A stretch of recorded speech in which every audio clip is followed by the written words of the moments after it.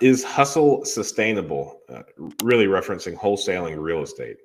Is hustle sustainable? I think this kind of goes further than just wholesaling real estate. I think this can be said for any type of like one time commission or one time payment for a service, right? So I think there's different ways to earn money, but really only one way that money works kind of long term. And I think naturally we all age, right? And we all kind of look forward to tomorrow in a manner of, hey, hopefully all of my work today in some way carries forward and I won't necessarily have to work as hard tomorrow unless I want to, right?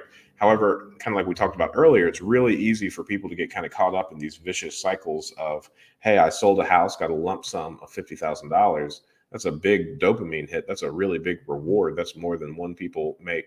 That's more than most people make in a year inside of one transaction. And then you do that again and again. And then you start creating for yourself this lifestyle. If you're not taking the appropriate actions on the back end with your funds, that's really hard to fuel, right? So I would say by and large, pretty much across the board, except for a few people out there, that hustle by and large is not sustainable.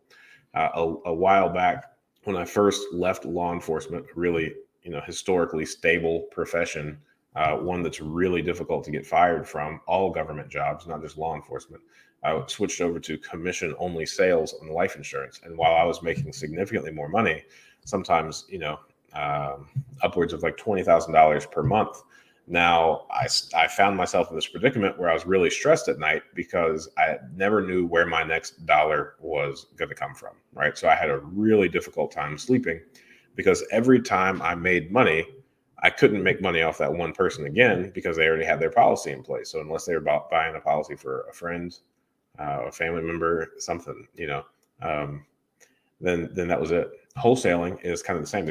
Regardless of where you are, there's only so many different properties that you can sell. Now, if you are trying to wholesale nationally, then sure, there's a bigger pool, but you can only make money off that one property once unless something bizarre and unusual happens, right? So I would recommend for anyone that has the ability to make a large W-2 salary, a large one-time kind of commission or payment off a transaction, to really be mindful of the proceeds of those transactions and of that work, and make sure that you are investing or working actively on some sort of plan to slowly make you more money, right? So what I learned when I realized I couldn't sleep is that I made a vow to myself to never do anything that only pays me once, right? So the insurance agency that I now have, it's property and casualty. It gets paid.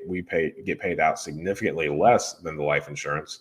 However, we get the same amount of money year over year, so long as our clients stay with us, right? On rental properties, it's not flipping. We're not making $50,000 swings in one purchase. We are making a couple $100 per month on the cash flow side of things. Now, sure, we've got the appreciation, the principal pay down, the tax benefits going in the background, but it's a much slower road to amass a $10,000 per month salary or whatever number you have in your head that you want or need to kind of retire or be financially free or whatever it is that your goals are. It's a slower road to do it in things that pay you residually and regularly, right? But that's everyone's end goal, even the people that are out here making these large transactions. But because it's such a dopamine hit, because you're rewarded so greatly from a financial perspective, it's really easy to get addicted to that, to kind of give yourself these golden handcuffs where you're going to have to do that. It's kind of like the most serious case of trading your time for money. And at some point, you're always going to run out of time before you make that money that you want to. So I would say that the only way hustle is sustainable is if you are constantly building on, working on, and improving your long-term game plan, because these short swings of large lump sums are only really positive while you have the energy, the bandwidth, and the brain power to do them, right?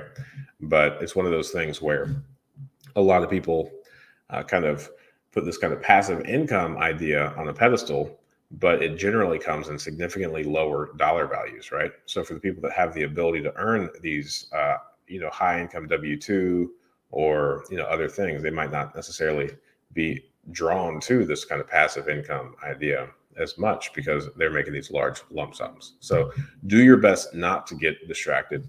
Focus on these smaller things that take a really long time to build, but in the end, you'll be better for them because the time commitment down here for this passive income side of things is really low. Uh, you still have to do some things, but it's not like how hard you have to work to do this one $50,000 commission flip or whatever else. Like you hear about people not spending enough time with your family or their family or being happy or like ruining relationships over here when they're gunning really hard. They're making these large lump sums. And then they're looking at the people that are making less, but have that residual income over here. And these families really tend not to fall apart. The time commitment here is so much lower.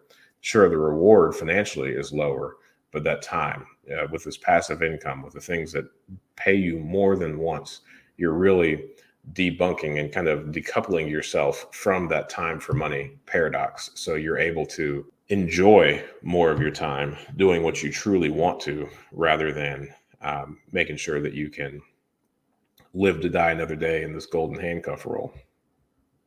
Hey, hope that rant helps. Thanks for watching that clip. I thought that was a good question. And I think you can ask good questions too. Join us every Friday morning at 8 a.m. Eastern Standard Time for a live stream Q&A where we answer plenty of questions just like this one. In the meantime, consider subscribing to the channel if you want more of this content. And if you want to increase your deal flow, analyze properties better, and help me feed my family, click the link below for a free 7-day trial of PropStream.